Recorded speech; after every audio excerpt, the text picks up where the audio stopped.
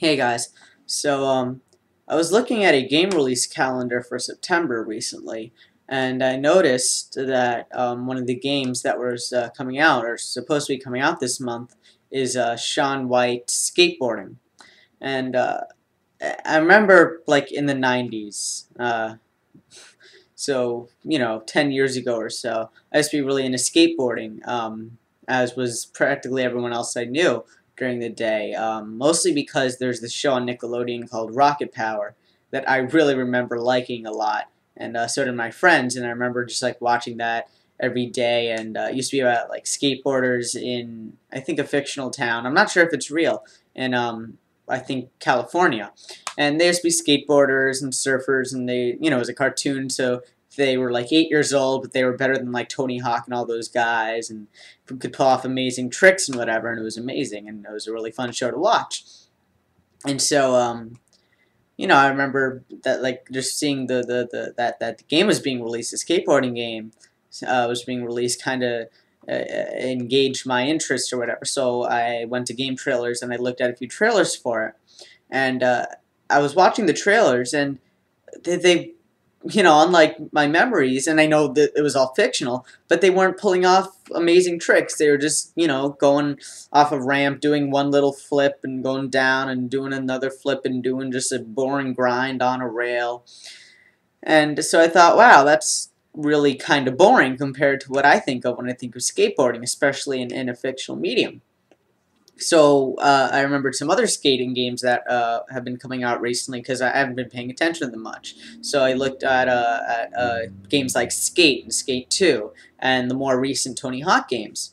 And I was like, wow, when did skateboarding get really, really boring in video games? So I was looking through my draw because I remember, oh, I had one skateboarding game still that I, really kept and I really enjoyed. And this was the game, Tony Hawk's Pro Skater 2. I'm doing it backwards because everything's a mirror. Anyway, now, this game came out, let's see, when did this game come out? It was either the late 90s or the early. The Dreamcast and Game Boy Colors were still systems, as was the original PlayStation. Yeah, it's advertising a game that came out in fall of 2000. So this game, 1999, this game came out. 1999, 2000. And I remember just like playing this game on an old PC, those big bulky ones that are now overpowered by laptops. And I remember playing this game for hours and hours and just enjoying it because it was just so ludicrously fun. And I still have this installed on my computer now, actually, because I really like this game, and I thought, what was it, like a few months ago, like in June, I just dug this up, and I thought, hey, this game was pretty fun, and, wait, no, not 2 months ago, it was as soon as I got this computer, so however long ago that was. I was, looking through to install some software, and I found this, and I was like, oh, wow, this game was really fun back in the day, so I installed it, and, somehow it worked on this, and it was still really, really fun. No, wait, no, it wasn't this computer. It was the computer I had right before this one broke. I'm getting all confused. So anyway, I had this game, and I was playing it on that computer right before it crashed, and I had to get this new one. And I remember, like, just 2 months ago, it was still as fun as it was, years and years ago. And in this game, you could pull off these just ludicrously amazing tricks. Like, you could do a 900 in the, like 3 times in the air as you jumped off like a elevated subway train railing. And just, if you landed on 4 wheels, you would be fine. And it's so amazing because these are things that you couldn't do in real life. And I thought, oh, wow. And, just doing this in the game, it made me want to do skateboarding in real life. Of course, that ended terribly because I have no coordination whatsoever. But just, I can still play games like this and still have a lot of fun with pretend skateboarding. And so I look at the games now, and I'm thinking, why can't you do these amazing things anymore in skateboarding games? And I guess it has something to do with the push towards realism that gaming took, from the hit till 2000 to 2010. And I want to keep it in the realm of skateboarding games, or extreme sports games in general, instead of just going on this whole big video about realism and whether games should be real or should they be more um, exaggerated than the real life counterparts. But I just remember having so much fun with Tony Hawk Pro Skater 2 and just doing all those outrageous things, and that made me really want to get into the sport. Of course, I never did. But I know it also made a lot of other kids, after playing games like that, watching Rocket Power, they really wanted to get into skateboarding because they thought, oh, wow, what if I really could do all those amazing tricks and, do triple, quadruple 300s and nose grind off the edge of subway cars and, break through secret barriers. And it's just so amazing. And now I think how realism has kind of ruined gaming like that.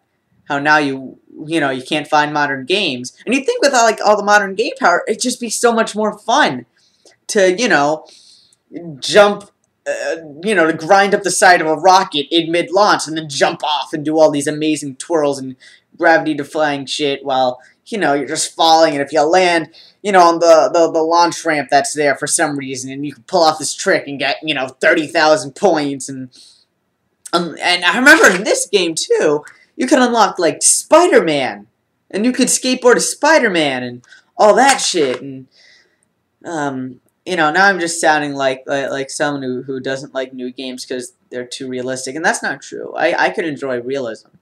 But, it's a different type of game, is what I'm trying to say. And I do enjoy this type better than I think I would enjoy Skate. Of course, I haven't really played Skate. I'm probably not going to pick up Shaun White skateboarding. But, yeah, just seeing that trailer it made me think about that.